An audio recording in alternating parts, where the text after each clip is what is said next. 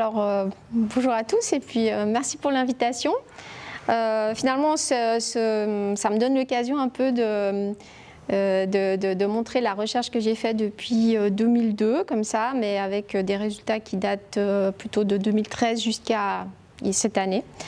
Et comme vous voyez dans le titre, en fait, moi, ce qui me motive depuis, disons depuis 2002, ouais, c'est l'idée de développer des systèmes artificiels qui soient capables de se débrouiller, entre guillemets, tout seuls.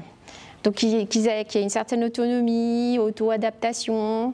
Et j'avais travaillé avant dans les systèmes multi-agents, donc on va voir ce que c'est.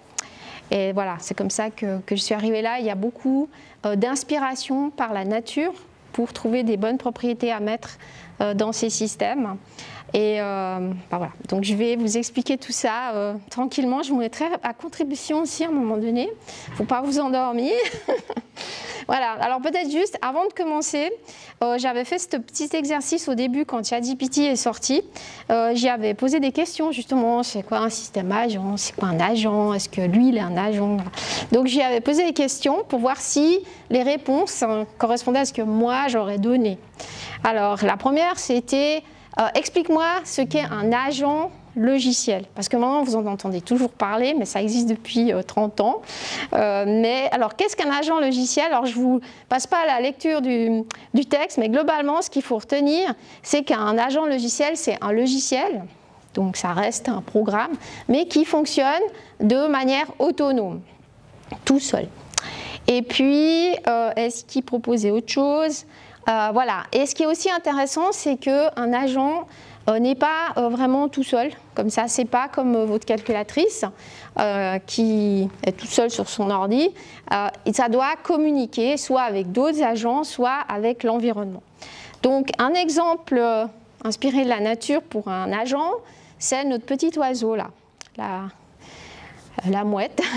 Voilà, ça c'est un exemple d'agent qui a un but et qui doit aller quelque part et qui se débrouille tout seul. Alors après, je lui ai posé la question, qu'est-ce qu'un système multi-agent?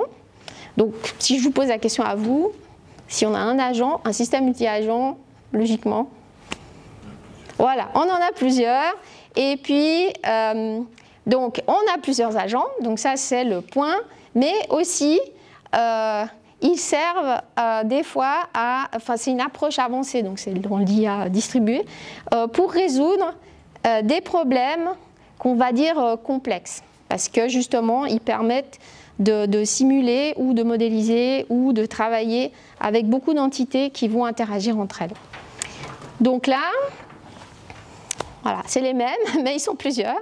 Donc ça, c'est un exemple de système multi-agent, donc inspiré de la nature, dans lequel vous avez ce groupe d'oiseaux qui doivent aller ensemble vers un certain but. Par exemple, ils doivent aller de A à B en formation et ils doivent aller de manière assez groupée. Il ne faut pas qu'ils s'éparpillent, il ne faut pas qu'ils s'étalent trop et il ne faut pas non plus qu'ils se rentrent dedans. Donc ça aussi, ça a été étudié pour retransformer ça en système artificiel. Mais voilà, donc ça, ce sont nos petits agents, notre système multi-agent. Après, je lui ai demandé, est-ce qu'un chatbot, donc un chatbot, c'est un agent conversationnel, est-ce qu'un chatbot est un agent? Alors, qu'est-ce qu'il dit?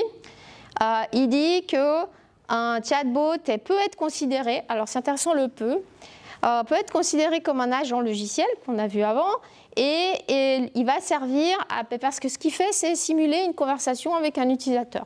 Voilà. Ça, c'est son rôle. Et aussi, il agit de manière, alors là je vais mettre moi, je vais rajouter relativement autonome, parce qu'effectivement il répond, et la réponse qu'il va chercher peut être retrouvée de manière plus ou moins autonome, et ça peut éventuellement nécessiter des tâches supplémentaires, comme on verra maintenant avec des agents un peu plus avancés. Mais dans les chatbots initiaux, parce qu'on en a fait plusieurs dans le cadre de l'Uni avec nos étudiants, on a fait des chatbots qu'on va appeler maintenant traditionnels, donc qui n'utilisent pas ce que vous pouvez avoir entendu avec les LLM. Ça existe depuis longtemps. Donc on a fait le chatbot du service culturel qui répond à des questions. Je ne suis pas sûre s'il est toujours on, mais il était déployé. Donc il peut répondre à des questions du style est-ce que le cours de salsa de ce soir ou de mardi, je ne sais pas quel jour, est disponible. Qui est l'enseignant de ce cours? Parce que ça va piocher en fait dans une base de données la réponse, mais il y a quand même cette capacité de comprendre un petit peu le langage naturel. Et on en avait fait un autre, voilà, celui-là, c'était pour la RTS, pour sensibiliser à la fonte des glaciers la population un peu plus jeune. Mais vous voyez que c'est un chatbot un peu traditionnel. Enfin, il était fait avec les techniques aussi qui utilisent du traitement du langage naturel, mais on peut appuyer sur des boutons pour avoir certaines réponses. Et il est quand même capable, on peut lui mettre des infos directes ici. Voilà. On peut lui écrire des choses, il comprend. Mais c'est, disons, après ChatGPT, il y a des possibilités supplémentaires qu'on pourrait mettre là-dedans, mais c'est assez cadré et ça répond à ce qu'on avait donné comme périmètre. Voilà, donc ça c'est un chatbot, donc c'est aussi un agent logiciel. Après, je lui ai demandé si lui-même, ChatGPT est un agent logiciel. Alors il dit oui, ok, développé par OpenAI, etc. Et j'agis de manière autonome. Alors là, voilà, il est moyennement autonome parce qu'il faut quand même lui dire ce qu'il doit faire et puis après il va chercher. Et finalement, je crois que c'est pas tout à fait le dernier. Qu'est-ce qu'un système complexe? Alors un système complexe, c'est un système avec beaucoup d'éléments qui ont des interdépendances entre eux, c'est pas facile, il n'y a pas de linéarité, on n'a pas toujours clairement une manière de modéliser le comportement, de savoir ce qui va se passer. Et là, donne ensuite, mais je ne les ai pas mis en évidence, un certain nombre de systèmes complexes. Ça peut être des systèmes biologiques, mais ça peut être aussi des systèmes sociaux. Nous, on est un groupe. Quand on est en grand nombre, on est un système complexe. Et qu'est-ce qu'il y a encore? Ou alors des systèmes économiques, des systèmes technologiques. Voilà, alors ça, c'est toujours nos petits oiseaux. Mais là, ils sont en grande quantité. Je ne sais pas, des fois, vous les voyez, on les a aussi à Genève. Et là, on dépasse les petits agents qu'on a vus avant, quand ils étaient 5 ou 6 ou 10 en formation. Et là, comprendre le comportement, le fonctionnement, c'est un petit peu, ça suit d'autres logiques. Et voilà, ça participe de cette notion de système complexe. Alors, je vais poser une dernière question. C'était, dans le titre de cette présentation, il y a le terme intelligence artificielle distribuée. Alors, ouais, vous pouvez lire la réponse, mais à votre avis, en quoi le terme distribué, qu'est-ce qu'il vient faire là-dedans? Qu'est-ce que ça pourrait vouloir dire? Sur plusieurs agents? C'est ça, exactement, puisqu'on avait les agents, après on a eu les systèmes agents. Voilà, donc c'est exactement le point qui est là. Alors ça c'est dans le jargon informatique, répartir le calcul en fait, mais sur plusieurs ordinateurs, donc les nœuds, mais dans les nœuds on aurait plusieurs agents. Donc on a plusieurs agents qui se mobilisent ensemble pour travailler ensemble sur une même thématique, un même but, pour résoudre une même tâche, mais collectivement. Et voilà, donc après il termine en disant cette approche est utilisée dans les systèmes complexes, distribués, voilà, alors là, elle parle de réseaux de capteurs, des systèmes de contrôle, et vous verrez dans la présentation qu'on a un peu tout ça qui va ressortir. Alors ça c'était avant, donc on n'a toujours pas commencé. Donc on va commencer, mais là c'est assez court puisqu'on a déjà un peu dégrossi la question. Qu'est-ce que c'est la définition des systèmes multi-agents? Donc, agent et intelligence artificielle distribuée. Donc un agent, c'est un logiciel autonome, comme on a vu tout à l'heure, qui en plus, ce qu'on ne nous a pas dit, c'est qu'il est capable de sentir son environnement. Donc il a des capteurs. Par exemple, si on met ça dans le monde artificiel, il a des capteurs pour sentir ce qui se passe, où est-ce qu'il est, qui est à côté, etc. Et surtout, le point d'après, c'est qu'il est capable de prendre des actions et que ces actions vont avoir un effet sur l'environnement. Et alors après, tous les points d'après, c'est des alternatives. Donc il peut être juste réactif, il attend que quelque chose se passe et il agit. Ou alors il est proactif, il prend l'initiative, il fait des choses. Et il peut ou pas avoir un objectif, travailler pour quelqu'un. Donc, pour revenir à mes petits dessins, donc un agent, c'est un logiciel qui s'exécute, qui fonctionne et qui est capable de sentir, capter des choses et d'agir sur son environnement. Maintenant, alors le système multi-agent, donc notre oiseau là. Le système multi-agent, on a dit c'est plusieurs agents, mais en interaction, pas tout seul. En interaction, et ce qu'on n'a pas vu dans la petite explication de ChatGPT, c'est que ces agents, l'important c'est qu'ils puissent communiquer entre eux, coordonner leurs activités, négocier des choses. Et moi c'est ça qui m'intéresse, c'est de voir comment en programmant des agents de manière simple, on obtient un comportement émergent qu'on n'a pas programmé au niveau individuel des agents. Mais bon, bref. Voilà, donc on peut avoir un comportement émergent qui se rapporte à l'auto-organisation sans qu'on ait un chef. On n'a pas d'agent chef des autres qui va dire « toi tu fais ça, toi tu fais ça ». Ils font tout seuls. Donc vous vous rappelez, moi mon idée c'était de faire des systèmes qui se débrouillent tout seuls, le plus possible, dans toutes sortes de conditions. Voilà, alors ici, c'est les mêmes, hein. C'est les mêmes agents, sauf qu'ils sont capables d'interagir entre eux ou avec l'environnement. Voilà. Alors je vous passe cette petite image-là, on la reverra après. Ça, ce sont 4 mini petits robots qui... Dedans, on a mis vraiment des tout petits agents parce que ce n'est pas assez puissant, mais j'aurai des vidéos après où on les voit travailler ensemble. Alors, qu'est-ce qu'on peut faire avec les agents? Globalement, on peut faire 3 choses. On peut faire de la modélisation de systèmes complexes, on peut faire de l'ingénierie, donc vraiment un système artificiel que nous pouvons utiliser, ou c'était surtout utilisé au tout début,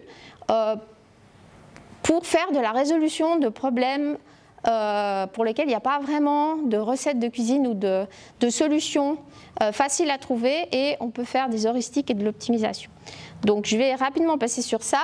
Donc ici, on peut faire de la modélisation à différentes échelles, au niveau micro. Je reviendrai sur ce projet, mais ça c'était un projet SNF dans lequel chacun des petits points bleus là, ça représente le dictystellium, c'est un organisme biologique unicellulaire. Et donc, on peut représenter à ce niveau très micro le comportement, le fait qu'ils s'échangent des signaux entre eux. Et on verra après le fonctionnement du dictystellium. Mais on peut aussi faire d'autres choses, la modélisation de systèmes urbains. Donc, rappelez-vous les systèmes complexes. Ce n'est pas forcément que le côté de la biologie, mais ça peut aussi être le côté humain. Donc je reviendrai de toute façon sur ça. Ensuite, j'avais dit on peut faire la modélisation, mais on peut faire des vrais systèmes artificiels qu'on met à disposition. Donc là, c'est ce qu'on appelle des systèmes distribués avec d'IA distribués. Donc on a nos agents, et il faut pour que ça fonctionne un mécanisme d'interaction entre les agents. Et on peut ensuite aller mettre ces agents quelque part.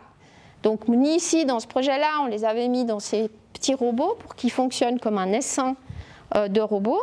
Mais on peut mettre ça dans des capteurs. Vous verrez après qu'on a mis ça aussi dans des...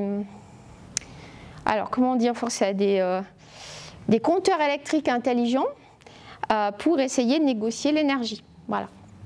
Donc dans les objets connectés, dans les véhicules autonomes, vous trouvez ce genre de choses aussi. Puis si vous en avez 2-3 véhicules qui se suivent, c'est un système agent autonome tous, et qui doivent se suivre en formation. Du coup, vous avez ce genre de choses.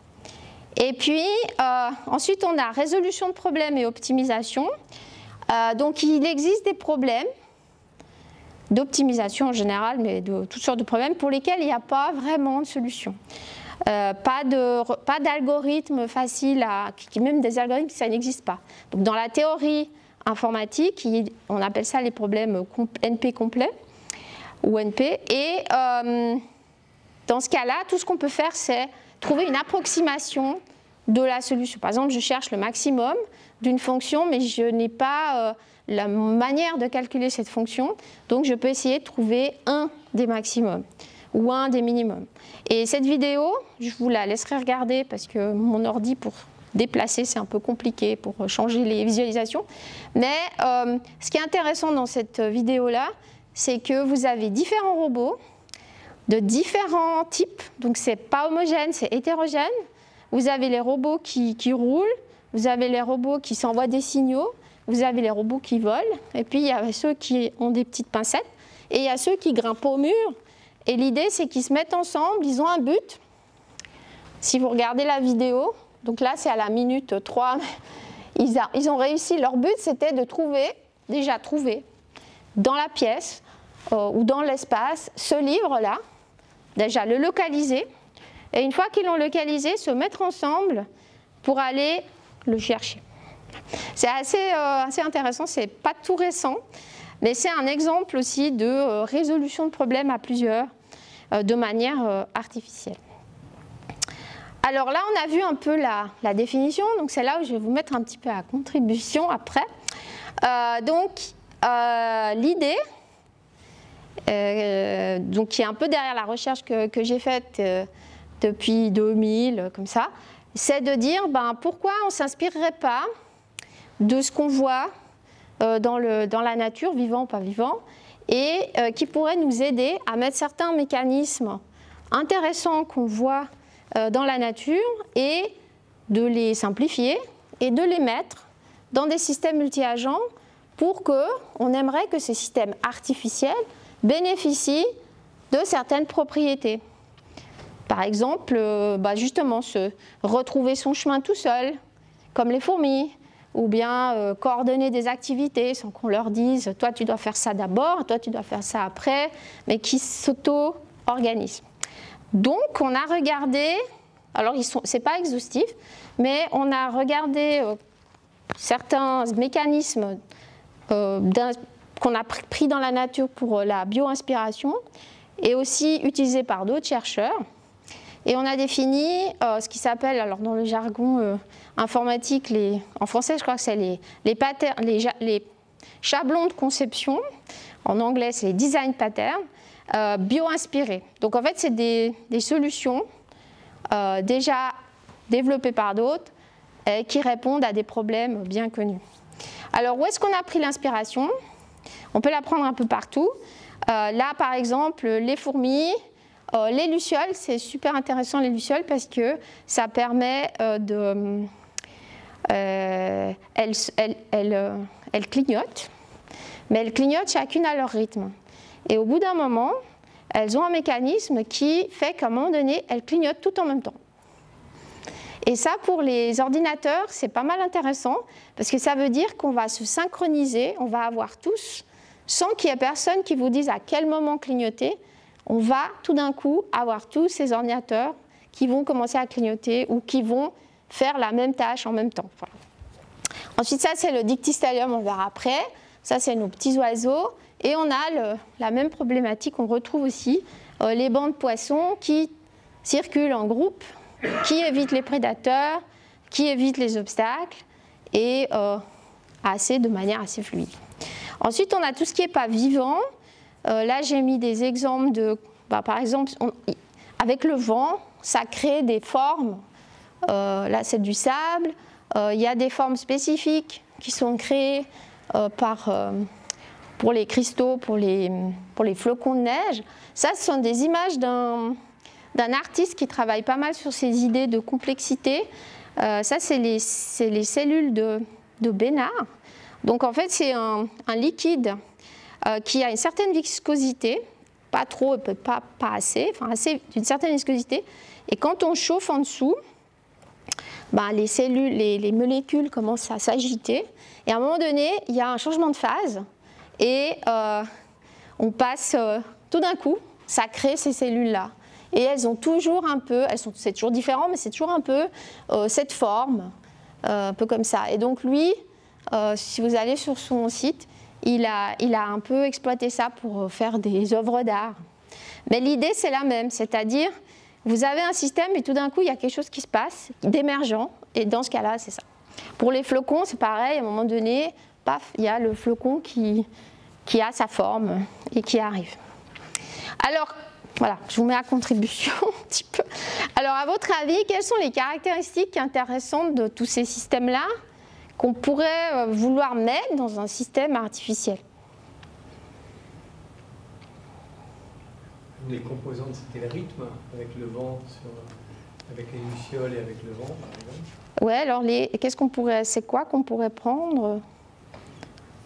Synchronisation. Alors, il y a la synchronisation. Le rapport au temps, toutes ces variétés. Ah, le rapport au temps, oui. Alors, pour la synchronisation, ouais.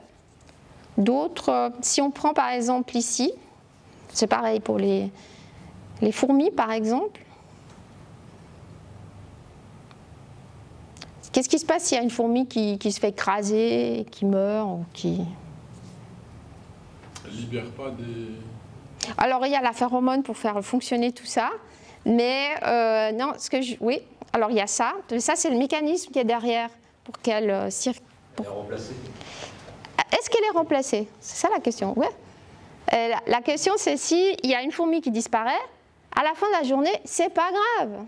Parce que toutes les autres, elles font le job aussi. Évidemment, si on détruit ou elles disparaissent, il y a 95% des fourmis qui disparaissent, ça devient gênant.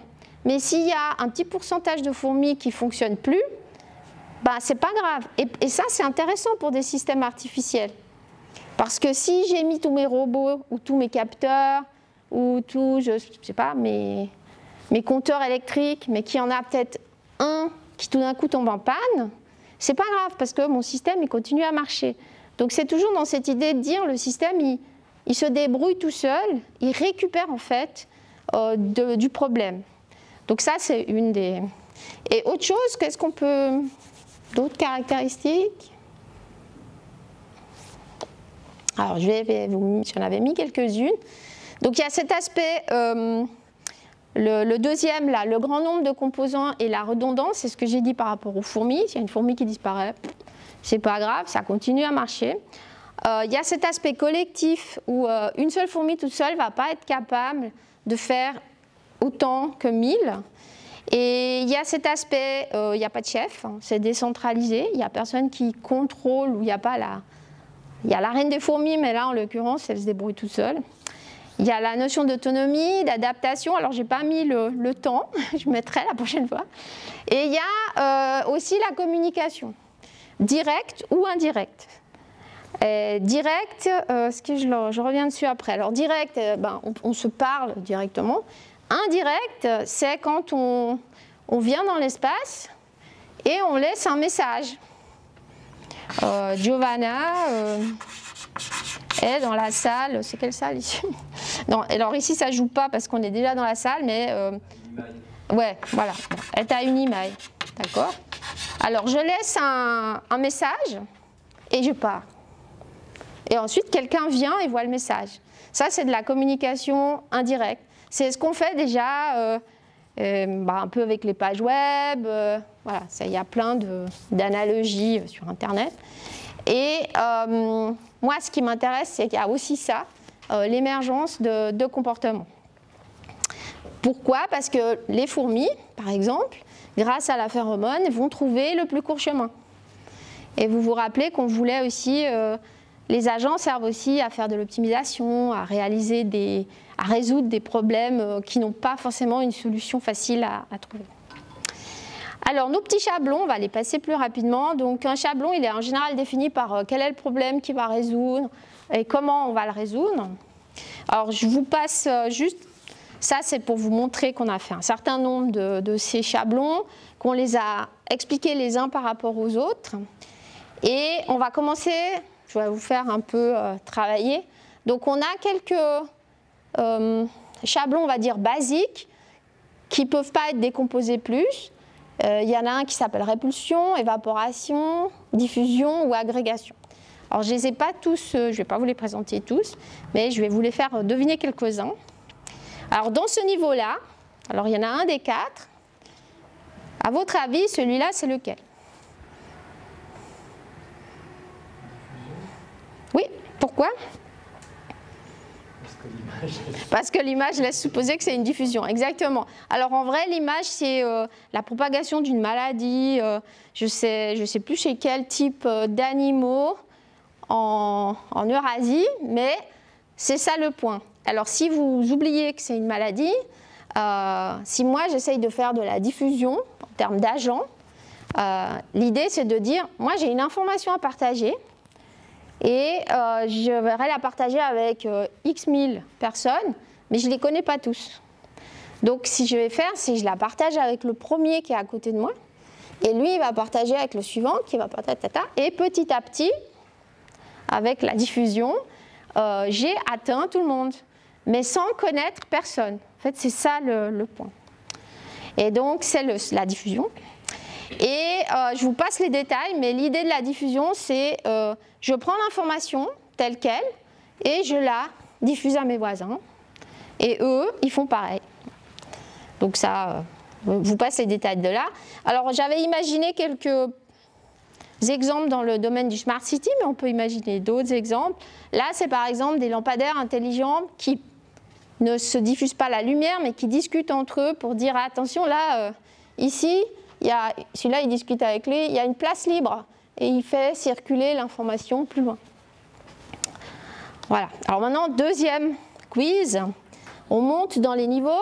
Donc ici, j'ai... Bon, alors la phéromone, je ne voulais pas la présenter, mais on peut la mettre en mode digital. La phéromone digitale, les gradients ou le gossip. Alors, à votre avis, ça, c'est une image qui représente quoi ? Lequel des trois donc c'était phéromone, gradient ou gossip.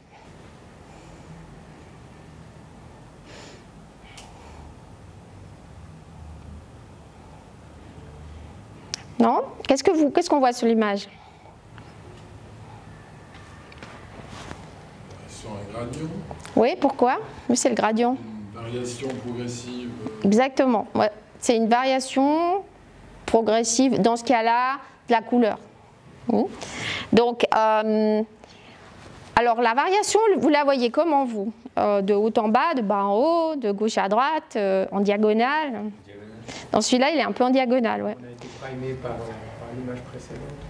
On a été primé par l'image précédente. Il y avait un mouvement. Il y avait un mouvement, ouais. En fait, avant, j'avais une autre image, mais je n'ai pas retrouvé l'original. Et elle était vraiment verticale. Mais voilà, j'ai trouvé celle-là. Et ben, du coup, effectivement, on voit qu'ici... Alors, est-ce que ça marche? Ouais. On voit qu'ici, c'est une certaine intensité. Et là, l'intensité, déjà, elle change. Et ensuite, petit à petit, ça continue. J'ai même l'impression qu'il fait comme ça, en fait, ce gradient, on va dire. Je ne sais pas comment on peut le voir. Et ce qui est intéressant, c'est que le gradient n'a pas besoin d'être linéaire. Justement, il peut avoir toutes ces formes. Et voilà, c'est le gradient. Alors, pourquoi le gradient, c'est bien? Le gradient, c'est bien parce que tout à l'heure, quand j'ai fait ma petite diffusion, après, il n'y a pas vraiment moyen de savoir qui était à l'origine. Alors, nous, on le voit sur l'image.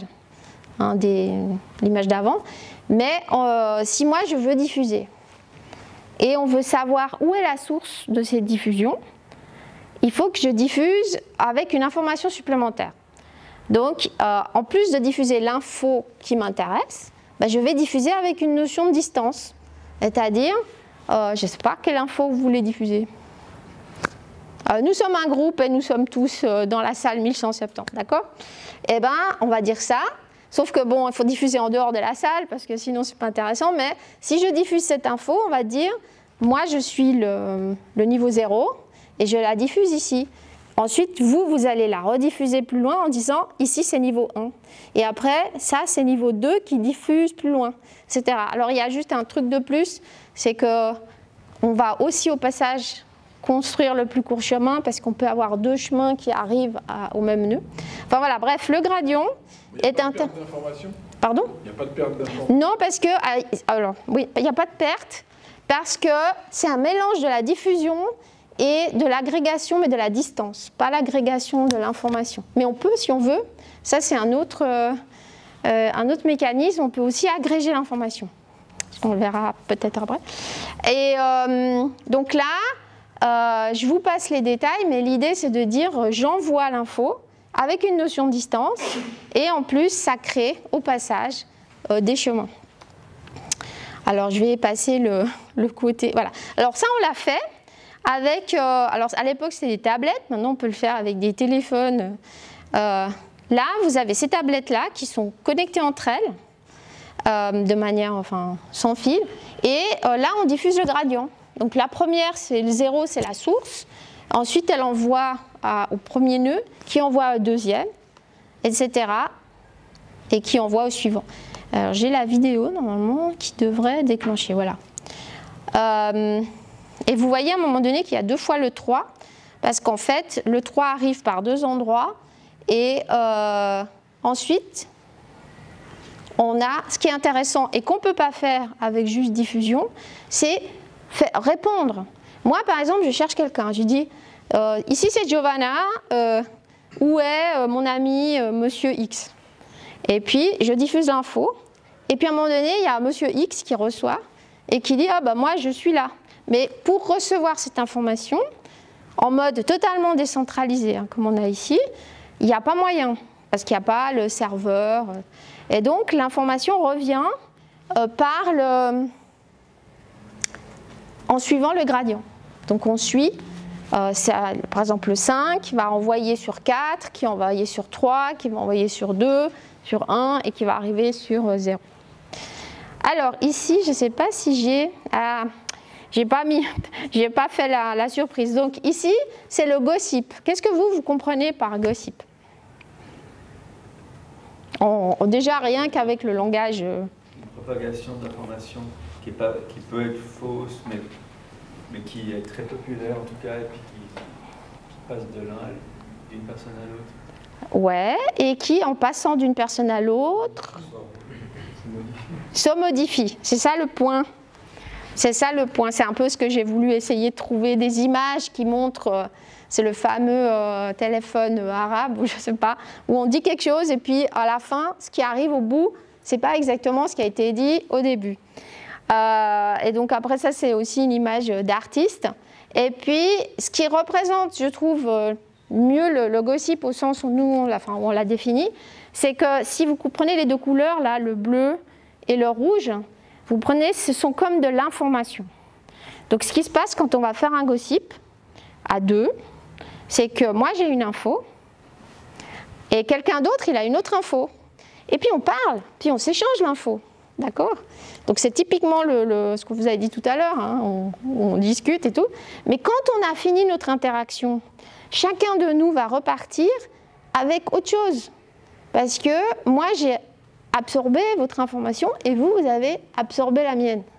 Et donc à la fin on va repartir avec une information modifiée. C'est ça le point. Et ensuite avec vous, votre information modifiée et moi, mon information modifiée, peut-être qu'après je vais discuter avec quelqu'un d'autre. Et votre information qui est quand même été absorbée par moi va quand même finir par arriver chez le suivant. Donc c'est toujours une variante du diffusion, mais dans laquelle on modifie l'information. C'est pour ça qu'ici j'ai mis une autre couleur. Voilà. Et donc le gossip, alors je passe... ouais. Le gossip, ouais, l'idée du gossip c'est essentiellement je diffuse, mais cette fois... j'agrège pas la distance, j'agrège l'information. Je diffuse en modifiant l'information. Mais parce que je la mets en combinaison avec la mienne, celle que je reçois. Voilà. Et bon, alors ça peut servir de nouveau, en mode totalement décentralisé, à atteindre un consensus. Donc si vous imaginez qu'ici dans cette salle, on prend au hasard, tout le monde prend un chiffre dans sa tête au hasard, et après, on se met de côté 2 à 2, et puis on se dit, c'était quoi ton chiffre? C'était 5, moi c'était 2, donc on repart avec la moyenne, 3,5. Et ensuite, on fait la même chose avec tout le monde. À la fin, on va converger, ça va héberger, on va converger. Alors, je ne sais pas si on voit bien les couleurs. Les couleurs, en principe, elles ont changé. Il y avait une vidéo, mais elle ne marche plus. Mais en principe, les couleurs changent, et petit à petit, on obtient tous... on converge, si on fait la moyenne, hein, si on fait un autre calcul, c'est différent. Mais si on fait la moyenne, on va tous converger vers le même résultat Et ceci, de nouveau, sans avoir fait des trucs, des calculs en mode centralisé. Voilà. Alors, le dernier, donc en haut là, on va avoir un autre. Alors, est-ce que j'ai fait comme il faut? J'ai mis le nom. Ah, j'ai mis le nom, ouais. Donc, je voulais vous montrer le chémotaxis parce qu'en fait, spreading, la diffusion, sert à faire un gradient qui sert à faire la chémotaxis. Alors, je ne sais pas en français. Là, l'idée, c'est... là, vous avez des organismes, de nouveau, qui sont capables, qui, pour chercher la nourriture, vont être attirés par un gradient et vont suivre un gradient pour aller là où il y a le plus de nourriture. Et donc, finalement, le chémotaxis, c'est l'exploitation du gradient. Quand j'ai dit tout à l'heure qu'on me répond, Monsieur X me répond, en fait, Monsieur X, il suit, enfin, le message suit le gradient. Donc, si j'ai un gradient, je peux suivre le gradient dans le sens descendant, dans le sens ascendant, ou suivre le gradient sur une même courbe. Et donc, bon, là, l'exemple, c'est par exemple, vous avez du trafic, et puis je veux éviter la zone chaude, là, où il y a beaucoup de trafic. Et pour ça, ça c'est comme un gradient. Plus c'est rouge, plus le gradient est intense. Moins c'est rouge, moins c'est intense. Et là, par exemple, je peux décider de prendre éviter la partie où il y a un grand trafic en décidant que si ça c'est mon gradient, je décide de suivre la courbe du gradient qui est très loin du centre, par exemple sur 1, 2, 3 ou 5 de distance. Et donc je remets juste la vidéo là. Donc là, je crée le gradient. Et ensuite, ça c'est le gradient. Et après, quand on exploite le chemin du gradient, ça c'est du chémotaxis. Voilà. Alors ça c'était un autre exemple pour trouver par exemple de la pollution, des pics de pollution. On peut aussi utiliser si les points rouges c'est des capteurs et que le capteur a moyen de connaître le niveau de pollution, on peut suivre les valeurs de pollution du capteur et trouver la source par exemple d'une pollution. Alors le dernier, je crois que c'est le dernier, ici. Alors je vous remets juste. Alors, chémotaxis on l'a fait, c'est un des autres en haut.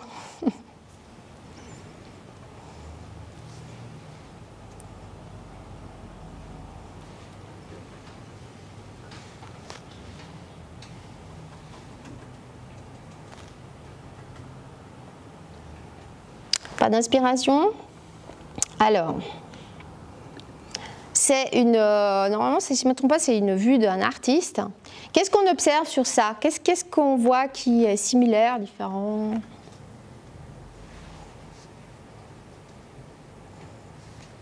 Il y a des régions spécialisées. Ouais, alors il y a... À côté, une espèce de labyrinthe sur d'autres parties. Les points qui se transforment en lignes. C'est ça, ouais. Donc ici, on a des points, globalement, des points noirs.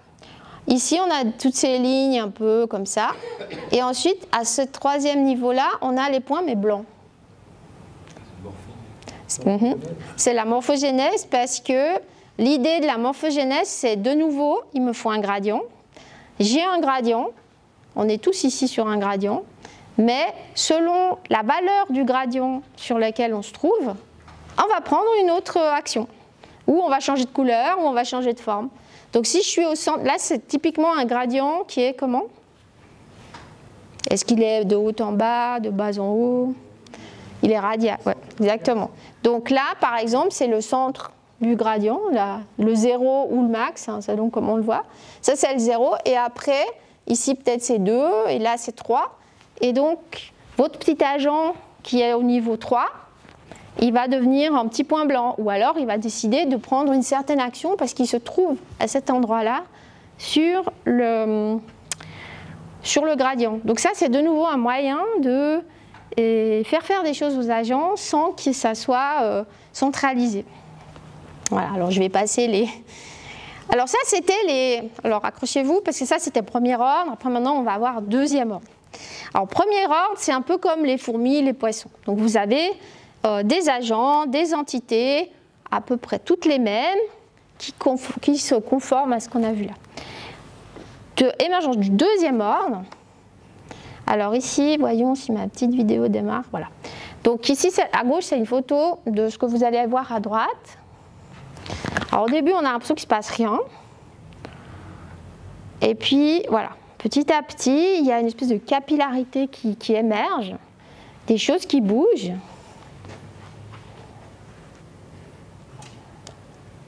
Donc ici, il s'agit du dictyostelium. Donc ce sont des organismes unicellulaires étudiés par nos collègues de biochimie. Et je vais remettre la vidéo plusieurs fois parce que ce qui se passe, c'est qu'au début, le dictyostelium, il est là, mais on le voit pas parce qu'il est tout petit. Donc il est réparti dans l'espace et tout va bien, il a assez à manger. Au bout d'un moment, il n'a pas assez à manger et certains d'entre eux, là où il y a les centres, vont lancer des signaux aux autres et les autres vont commencer à affluer. Ils affluent et ils se groupent ensemble, ils forment ce qui s'appelle des limaçons. Et ces limaçons, ils ont la possibilité de se déplacer et de dire « Ah bah là, c'est un super nouvel endroit où il va y avoir assez à manger. » Et puis, ils explosent. Donc, ils se mettent comme ça. Ça, c'est en vertical. Hein. Ils se mettent comme ça, puis après, pouf, ils explosent et ils ont trouvé en fait un nouvel endroit. Alors, pourquoi c'est l'émergence du deuxième ordre? Parce que, je vous la repasse une troisième fois. Le premier ordre, c'est la première phase, c'est-à-dire il y en a qui appellent, qui lancent des signaux, et les autres affluent. Ça, c'est le premier ordre. À partir du moment où vous avez les limaçons qui travaillent, qui bougent ensemble, mais qui soit se mélangent ou s'évitent, là ils se sont mélangés, il y en a d'autres qui vont s'éviter. C'est comme si, mais à l'intérieur du limaçon, c'est toujours les petits organismes unicellulaires. Donc imaginez que chaque petite cellule, c'est un mini-robot.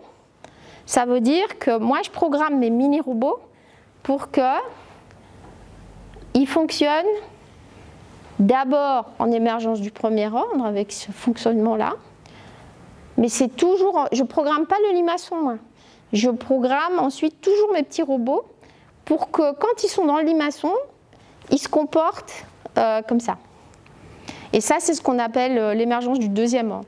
Avec le dictyostelium, il n'y avait pas plus haut, il n'y a pas de troisième ordre. Troisième ordre, ça serait plusieurs limaçons qui se mettent ensemble et qui ont eux-mêmes un comportement.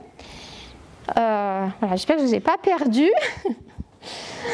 Donc ça, c'est un peu le cycle de vie du dictyostelium. Donc nous, dans ce projet-là, l'idée, c'était de dire, partons des organismes biologiques unicellulaire, en l'occurrence le dictyostelium, qui a ce comportement intéressant d'émergence du deuxième ordre qu'on n'a pas chez les fourmis, qu'on n'a pas chez les oiseaux, qu'on n'a pas chez les guêpes. Et voyons si on peut d'abord modéliser le comportement en mode simulation. Donc là, comme j'ai dit avant, tout ça c'est des petits agents, on essaye de reproduire. Alors est-ce que là ça marche? Voilà. Donc ça c'est la version simulation pour essayer de comprendre comment ça fonctionne. Et ensuite, on a fait les petits robots, je verrai la vidéo après. Donc ensuite, on met tout ça dans les tout petits robots pour essayer de reproduire ce comportement. Voilà. Donc ça, c'est juste une autre visualisation vue de côté pour vous montrer le limaçon. Là, il se forme. Ensuite, une fois qu'il a trouvé la place où il veut se mettre, il se met comme ça et après il fait pouf. Voilà. Donc aussi, là, on a fait un pattern, enfin un chablon de deuxième ordre. Il est assez simple. Bon, il y a beaucoup de texte, mais l'idée, c'est le leader et follower, dans le sens que moi, je suis toujours mon robot à l'intérieur du limaçon, mais ce que je fais, c'est que je vais suivre le leader, celui qui est devant. Puis celui qui est devant, lui, comme il est devant, il change de comportement et il cherche la lumière, la nourriture, etc. Voilà. Donc, la deuxième partie, c'est d'avoir ces agents en action. Alors, aussi bien pour la modélisation, pour les systèmes artificiels, l'optimisation, puis je voulais aussi passer un peu sur les nouveaux types d'agents. Peut-être vous en avez, tout le monde parle en ce moment des agents LLM. Donc pour la modélisation basée agent, je vais peut-être aller plus vite ici. On a fait une chose très simple, on a d'abord essayé de modéliser la croissance de la canopée des arbres parce qu'il y avait une volonté à Genève, il y a une loi qui est passée, ou une décision d'avoir 30%, voilà c'est là, 30% de canopée des arbres l'été sur tout le canton. Et tout ça c'est parce qu'on aimerait combattre les îlots de chaleur. Donc nous on a modélisé et alors, de manière très simple, ça c'est le tronc de l'arbre et ça c'est sa canopée et après on a fait toute une formule pour qu'il grandisse. Et donc c'est simplement pour vous dire que au lieu de le faire grandir de manière linéaire, qui était ce que faisait le canton avant, nous on a proposé une manière un peu comme ça, dans le sens que d'abord quand l'arbre est jeune, il grandit vite, et puis quand l'arbre est un peu plus âgé, finalement il arrête de grandir, mais il est toujours là. Tandis qu'avant c'était plus comme ça. Et donc on a aussi fait 3 types d'arbres, des petits, des moyens, des grands, qui ne vont pas tous avoir la même canopée. Alors le côté intéressant de l'affaire, c'est qu'il y a des outils qui nous aident à modéliser avec nos petits agents. Et surtout, la grande chance qu'on a à Genève, c'est qu'on a le système d'information du territoire. Je ne sais pas si vous en avez entendu parler. Il y a 900 couches de données qui vont du sous-sol à la lumière la nuit et qui, la plupart, pas toutes, mais sont en open data. Donc, sont disponibles. Et l'idée, c'est que nous, on a vraiment pris, alors là, c'est écrit tout petit, mais là, c'est vraiment les arbres de la plaine de Plainpalais, avec leur espèce, la taille du tronc, la hauteur au moment où on les a mesurés, s'ils sont jeunes, s'ils sont adultes, et puis il doit y avoir aussi la date à laquelle il a été planté. Là, je ne la vois pas. Voilà. Et globalement, ça se présente comme ça. Donc, c'est Plainpalais. On a pris les arbres, donc les points verts, c'est vraiment l'arbre tel qu'il est, avec la taille. Donc il y en a des plus gros, des plus petits, et ils sont vraiment issus de l'information du SITG. Et on a fait la simulation pour voir si on arrive bien à 30%. On voit que pas pour l'instant, pas pour Plainpalais en tout cas. Il faut attendre un moment, et même comme ça, on ne va pas très loin. Donc c'est pas suffisant. Et bon, bref, on a fait plusieurs essais. Alors, ce qui est intéressant, ce qu'on peut faire dans les modélisations, c'est qu'on peut faire des scénarios. Et si on ajoutait plus d'arbres? Donc, les points rouges, c'est des arbres qui ne sont pas là, mais qu'on peut ajouter des nouveaux agents. Voilà.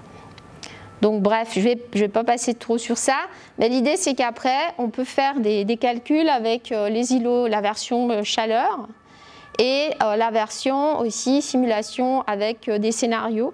Donc ici, même avec toute une rangée supplémentaire, en 2100, on arrive tout juste à 30%, mais sur cet espace-là. La plaine de Plainpalais, c'est un peu spécial, parce qu'on ne peut rien mettre au milieu. Voilà. Voilà, donc on avait fait ça. Et ce qui est intéressant, c'est que plus ou moins au moment où on a fait cette étude avec le canton, tout d'un coup, ils ont sorti « Ah, on va mettre une nouvelle rangée d'arbres » sur... je ne sais pas s'ils l'ont fait, en fait. Alors la suite, qui est un peu plus évolué, on va dire.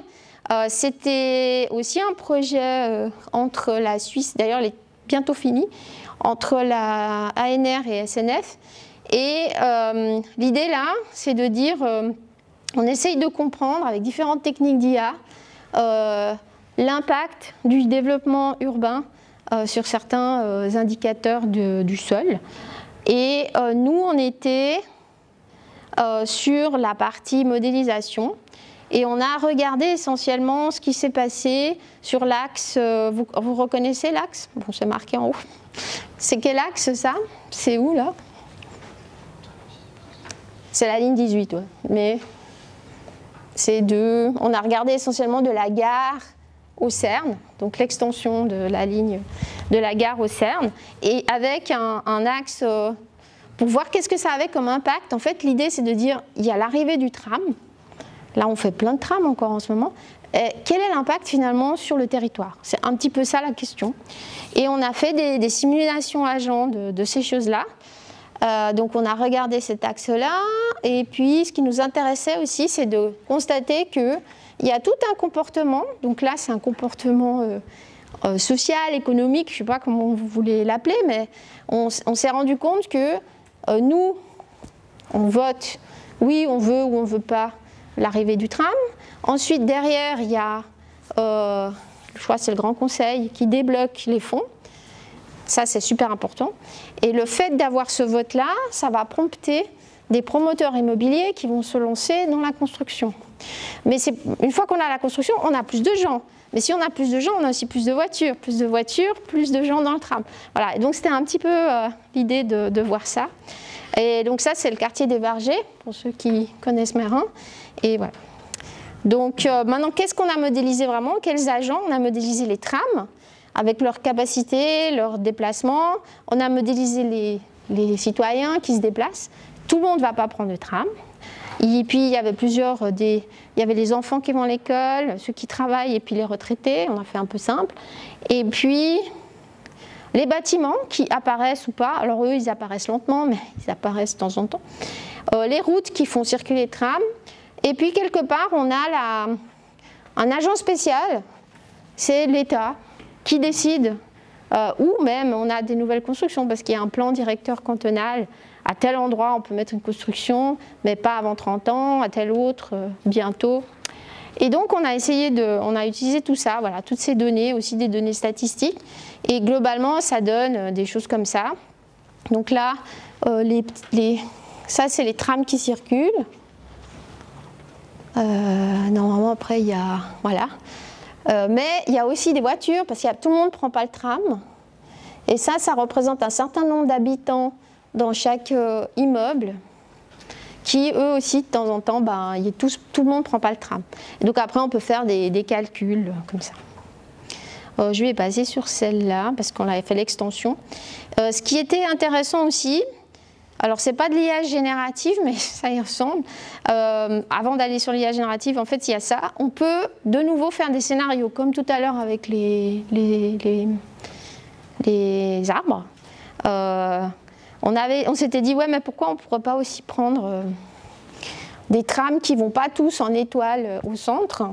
Et c'était un peu aussi inspiré de ce qu'on avait vu, à un moment donné, on avait vu dans la presse le canton qui voulait faire des trams périphériques. Est-ce que ça aide? Est-ce que ça aide pas? Alors pour l'IA générative, on a fait différents essais. Donc à gauche ici, c'est toujours l'existant. À droite là, c'est du généré. Donc l'idée de cet exercice-là, c'était de dire, est-ce que notre modèle de création des trams, donc il y a toute une raison pour créer le tram, il faut qu'il y ait des routes, il faut qu'il y ait suffisamment de personnes sur l'axe, il faut que les communes soient d'accord, enfin, bref.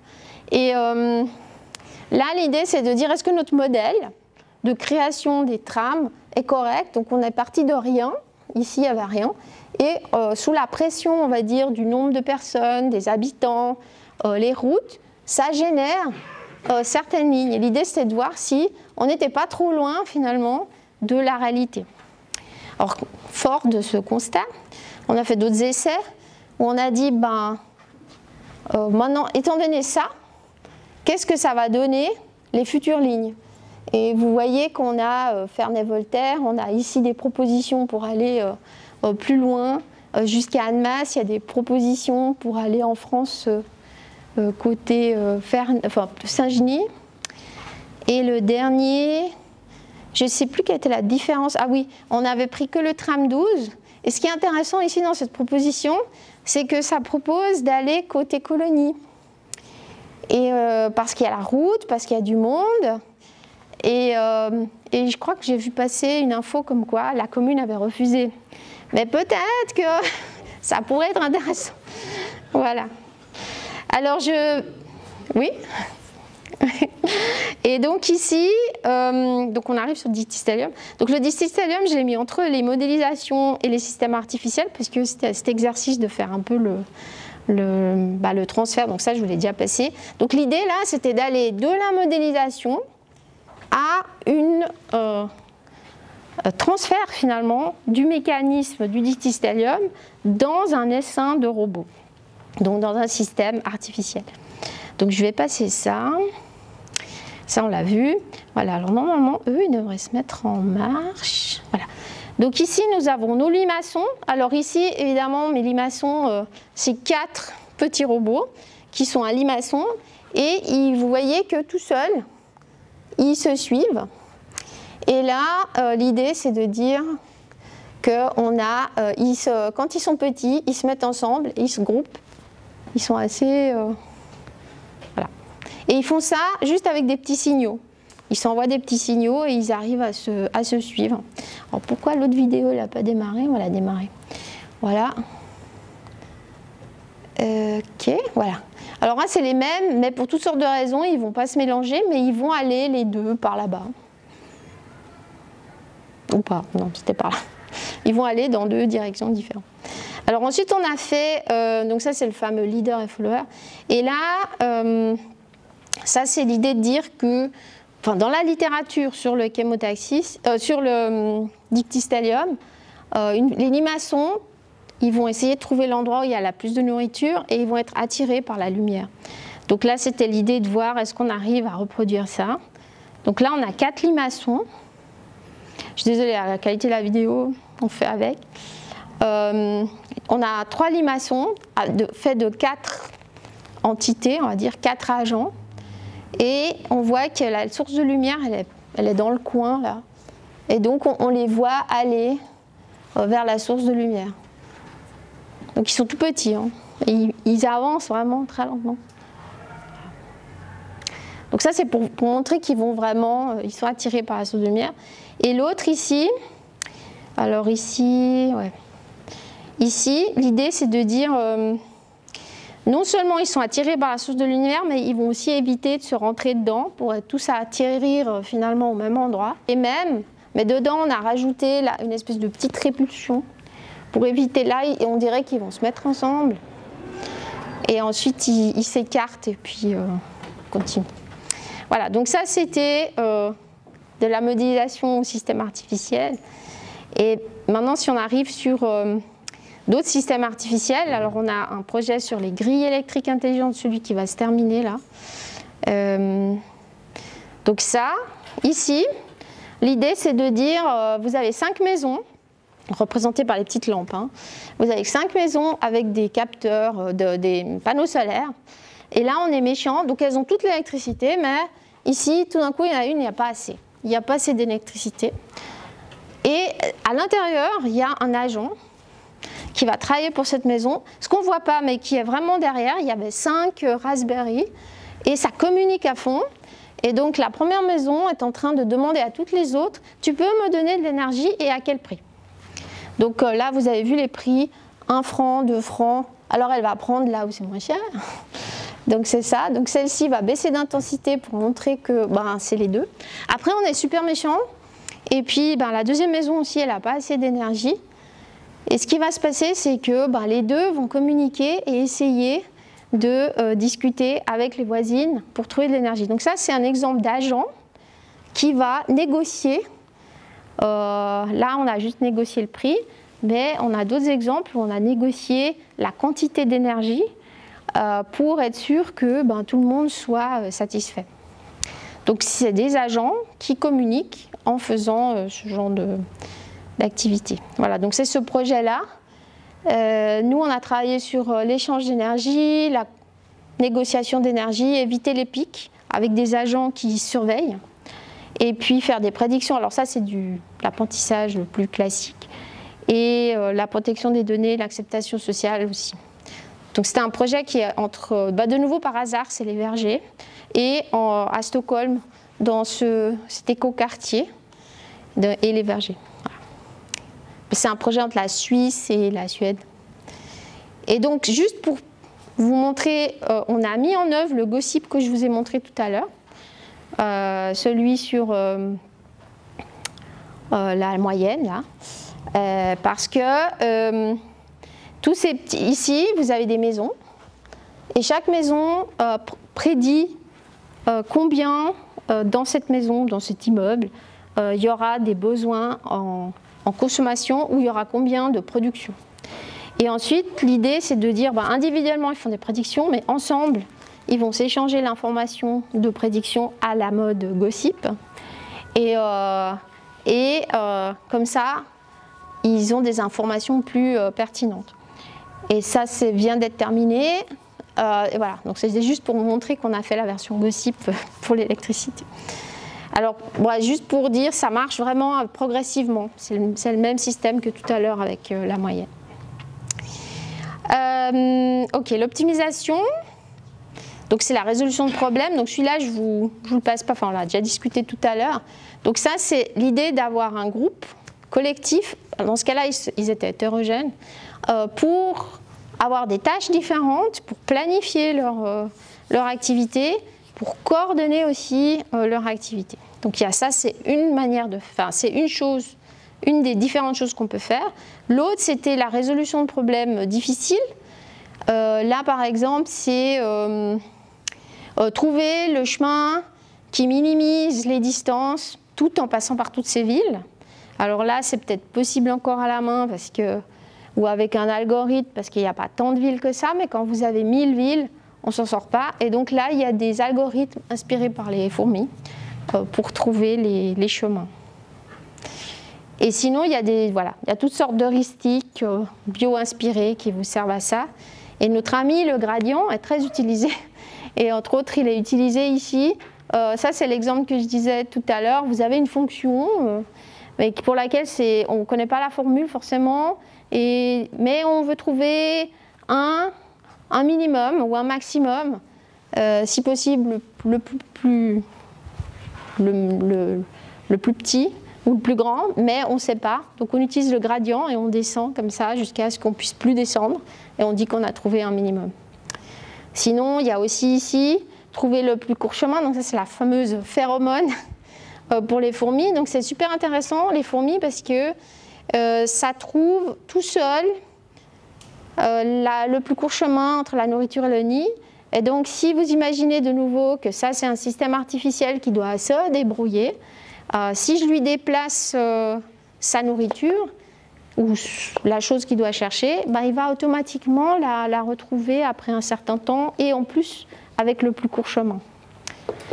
Ça, c'est un autre. Ça aussi, c'est inspiré des particules. Là, de nouveau, c'est de trouver le minimum d'une fonction.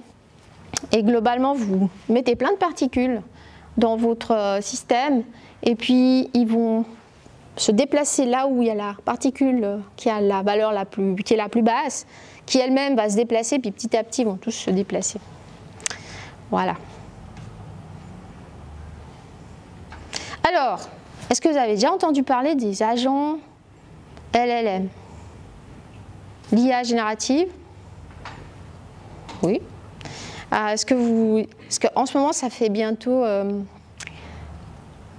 pas tout de suite quand ChatGPT est sorti, mais je sais pas, 6-9 mois après, peut-être un an, ça n'arrête pas de parler en ce moment de Agentic AI. Je ne sais pas si vous avez... Non. Les frameworks d'agents dans tous les sens.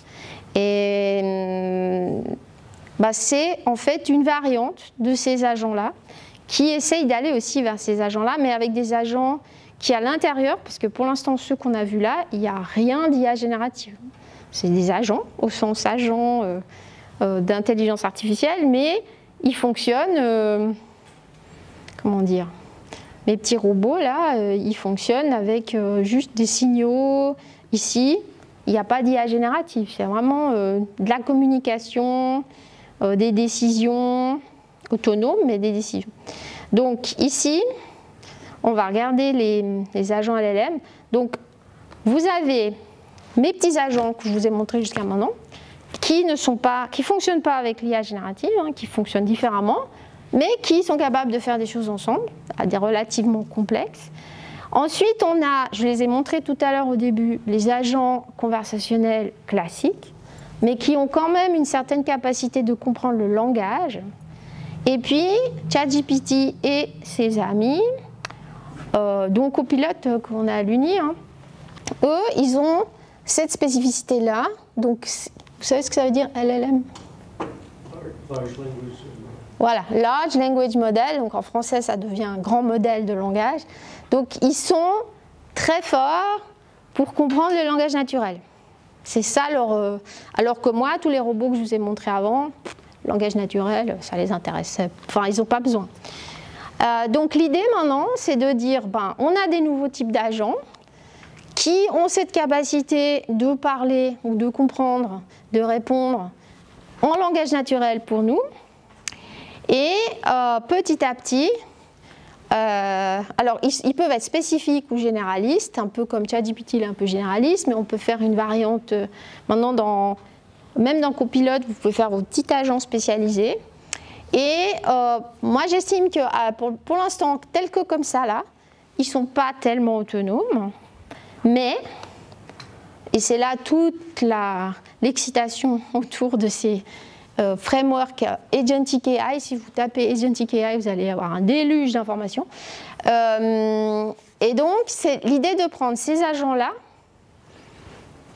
avec cette capacité-là de langage naturel, d'en prendre plusieurs, en mode agent, système agent, de les faire communiquer entre eux, et, ou de leur donner des tâches séparées pour qu'ils réalisent des tâches. Donc on revient un peu à ce que je vous ai montré tout à l'heure avec mes petits robots qui vont chercher les livres, mais en même temps, eux, ils font d'autres types de tâches. Ils vont pouvoir réserver le billet de train, l'hôtel, je ne sais pas, quelque chose d'autre, vous faire aussi le check-in, j'en sais rien. Et donc, avec l'avantage qu'ils ont cette capacité de comprendre le langage naturel. Alors, on peut ajouter l'autonomie en leur mettant un peu plus que ceux-là, là, c'est les deux d'en bas. Donc là, maintenant, il y a plein de travaux sur... c'est même pas des travaux, hein, c'est vraiment du développement commercial pour les équiper en mémoire, en planification, en communication, etc. Et ensuite, on peut avoir différents types de ces agents LLM qui travaillent plus ou moins en autonomie, ceux qui vont rechercher des infos spécifiques, ceux qui vont se spécialiser et ceux qui peuvent éventuellement collaborer pour résoudre une tâche. Voilà. Alors, je voulais juste terminer avec ça. Pendant que moi, mon intérêt, c'est les agents qui travaillent en mode décentralisé, mais ça fait aussi du sens de les avoir, de les organiser de manière plus structurée. Donc il y a plein de manières de les mettre ensemble, donc avec un qui va orchestrer les autres, etc.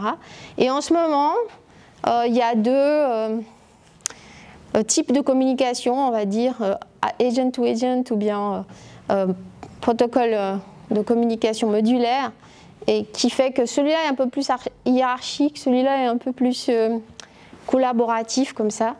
Et donc on s'oriente maintenant vers les agents que je vous ai expliqués avant, mais assez spécialisés avec la capacité du langage naturel. Alors, je vais vous passer un dernier exemple. Enfin, j'ai encore quelques transparents, mais j'ai quelque chose qu'on vient de faire avec nos collègues de l'archéologie antique. Alors j'espère que la vidéo marche, le son marche. Avez-vous déjà souhaité qu'un objet de musée puisse vous raconter son histoire? Imaginez pouvoir dialoguer avec des moulages historiques, les interroger sur leur passé, leur signification. Et si c'était possible? À l'Université de Genève, nous avons créé un système qui donne une voix aux moulages antiques. Grâce à l'intelligence artificielle, ces objets peuvent maintenant partager leur histoire avec nous. Découvrons comment fonctionne notre application. Tout commence par le catalogue des moulages de la collection. Ici, vous pouvez parcourir l'ensemble des œuvres disponibles, chacune présentée avec quelques informations essentielles. Une fois le choix fait, nous allons sélectionner l'éphèbe de Critios pour commencer une conversation. Vous accédez alors à une interface intuitive. À gauche, nous avons deux onglets.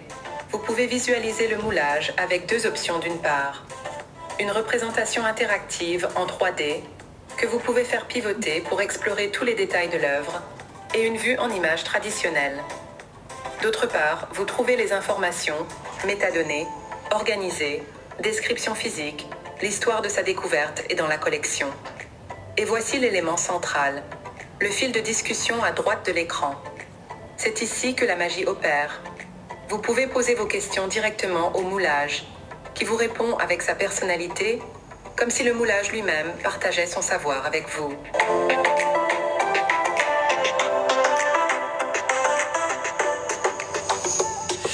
Donc là, il répond. Il y a aussi un peu de personnalité. Selon le moulage, on a mis une manière de répondre un peu différente. Donc il donne des infos sur le moulage et sur le personnage. Donc là, on peut lui poser un peu n'importe quelle question parce que ça va chercher sur le web une réponse. Donc là, il répond sur le 5e siècle. Mais voici la partie la plus intéressante. Un autre moulage, le satyre au repos, rejoint la conversation tout seul. Les deux moulages discutent entre eux, partagent leurs connaissances et nous offrent différents points de vue sur l'histoire de l'art. Cette interaction multi-agent enrichit l'expérience d'apprentissage. La collection qui dialogue transforme notre rapport au patrimoine culturel. Voilà. Donc en fait l'idée derrière ça c'est que nos collègues d'archéologie antique ils ont je ne sais pas combien de moulages, là on en a 5. L'idée c'est d'aller sur 20 mais en fait ils en ont beaucoup plus. Et chaque moulage l'associer à un agent qui est spécialisé sur le moulage, sur l'œuvre, le moulage lui-même, où est-ce qu'il a été fait, etc., mais aussi le personnage qui représente. Et surtout, il y avait cette idée d'avoir un système multi-agent avec, j'ai plusieurs moulages, mais il y en a qui font du sens ensemble, parce qu'un est le frère de l'autre, ou parce qu'ils sont de la même époque, etc. Et donc, c'est ce qu'on voit à la fin, le moulage qui s'invite dans la conversation. Alors, on a limité à un petit nombre, parce que sinon, s'ils sont les 20 en train de discuter, on ne va pas s'en sortir. Mais c'est un petit peu l'idée derrière ce projet pour mettre en... Voilà, pour voir comment les systèmes multi-agents peuvent permettre de mettre en avant des collections. Alors, je voulais juste terminer avec ça. La communication et la coordination entre agents, c'est super important. Donc, on peut parler entre agents de manière directe, que ce soit de manière formelle ou logique. Donc, vous vous rappelez, mes petits robots, ils ne se parlent pas en langage naturel, hein, c'est des signaux. Ils peuvent soit s'envoyer des signaux, soit avoir un langage à eux qu'on a défini à l'avance. Ou maintenant, avec ces langages LLM, ces agents LLM, ils peuvent même se parler entre eux en langage naturel. Ils n'ont pas besoin, c'est nous qui avons besoin du langage naturel. Et juste pour la petite histoire, je n'ai pas mis la photo, mais au Centre universitaire d'informatique, on a 2 robots humanoïdes et on peut discuter avec, et ils peuvent parler entre eux. Et sinon, il y a cette communication donc, indirecte à travers l'environnement, donc comme les fourmis. Là, les guêpes, c'est une autre manière de communiquer qui fonctionne avec, selon où en est l'état du nid, la prochaine guêpe va savoir ce qu'elle va faire. En fait. On ne laisse pas de message comme pour la phéromone, mais l'état de la situation. C'est comme si je fais un château de cartes et puis quelqu'un qui vient et dit « Ah, il manque le toit », bam, il met le toit. Voilà, quelque chose comme ça. Et donc la coordination des tâches inspirées par la nature. Alors après j'ai une question pour vous. À votre avis, ces petits agents, ils ont un corps ou ils n'ont pas de corps? Dans quel cas ils ont un corps? Dans quel cas ils n'ont pas de corps?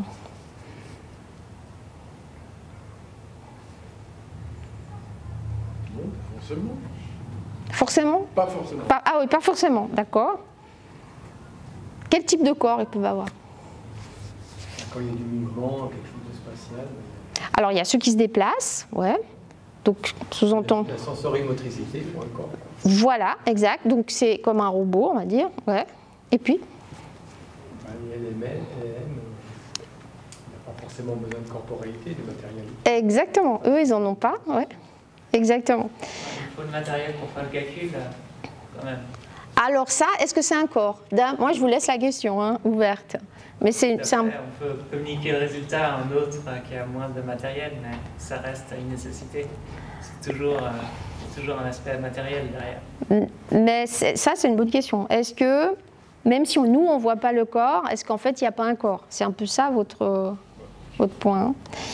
Alors, moi, ce que j'avais imaginé, c'est qu'il y en a qui n'ont pas de corps, justement, mais il y en a qui ont une voix, Alexa et compagnie. Ils ont, voilà.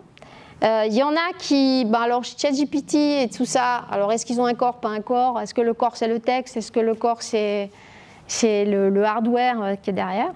Après, tout ce qui est, alors on va les mettre ici, les véhicules autonomes, eux, c'est clair qu'il y a un corps, hein, c'est le véhicule. Et puis, on a tout ce qui est robots humanoïdes. Alors, je vous ai mis ici une petite vidéo de, je les aime bien, c'est une compétition qui s'appelle Robocop. Donc, c'est la Coupe du Monde de foot, mais des robots, qui a lieu une fois par an. Donc là, j'ai pris l'image de 2024.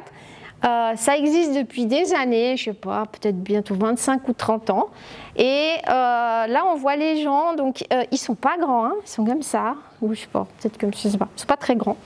Et ceux qui gagnent, c'est l'équipe de recherche qui aura gagné le tournoi, parce qu'en fait, ça nécessite pas mal de choses là-dedans. Ça nécessite qu'on soit capable déjà de faire un robot qui sait marcher, qui ne va pas se casser la figure, qui sait tirer au foot, qui sait se coordonner entre eux, qui est suffisamment smart pour contrecarrer les adversaires pour mettre les buts. Et si vous regardez certaines vidéos, on les voit qui tombent. Donc, voilà. Mais donc ça nécessite pas mal de travaux. Et donc il y a cette compétition qui est chaque année. Et ça serait intéressant de voir comment c'était il y a 30 ans. Voilà.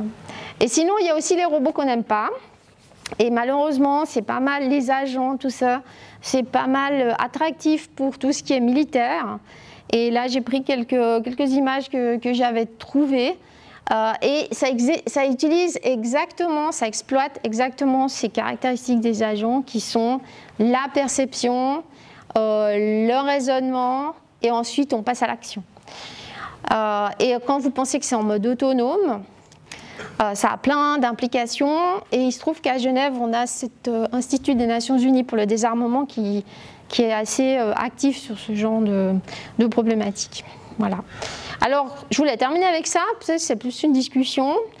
J'ai essayé de trouver des similarités, des différences. Donc, pour les similarités, l'idée c'est de dire on emprunte des caractéristiques humaines ou animales, ou même des fois végétales, et on essaye de prendre des propriétés utiles qui vont nous servir dans nos systèmes artificiels, tout en ne mimiquant pas exactement la même chose, puisque ce n'est pas nécessaire. Et on va exploiter l'adaptation, l'autonomie, le mécanisme qui permet ça. D'où cette notion de mécanisme bio-inspiré. Alors moi j'ai insisté beaucoup sur ça parce que j'ai travaillé sur ça, mais à vrai dire, il y en a d'autres. Hein. Et puis, donc il y a cette notion d'avoir un effet sur son environnement, comme nous, on a un effet sur l'environnement. Et maintenant, avec l'interaction à travers le langage, on arrive à dépasser le test de Turing. Pour ceux qui ont vu le film Imitation Game, bon, le film n'est pas exactement sur ça, mais il y fait allusion. Alors, qu'est-ce qu'il y aurait comme différence? C'est que le bio-inspiré, ce n'est pas une représentation exacte, c'est juste schématique. C'est comme les avions. Les avions, c'est inspiré des oiseaux, mais les avions, il ne faut pas ça. Les avions, les ailes sont rigides. Donc, à un moment donné, on a arrêté la similarité. Là, c'est un peu la même chose. Et puis, bon, moi, j'ai mis quand même une différence, c'est que ce n'est pas vivant. Parce qu'on entend pas mal de choses. Ah, il y a une conscience, il y a plein de trucs. Alors, à mon avis, il n'y a rien. Voilà. Enfin, non, ce n'est pas mon avis. J'estime qu'il n'y a rien. Ça reste des choses, des hardware, hein, comme ça a été dit, pas vivant. Voilà, donc je vais en rester là. C'était un petit peu long.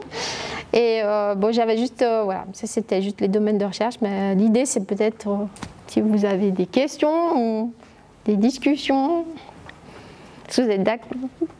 Oui, merci.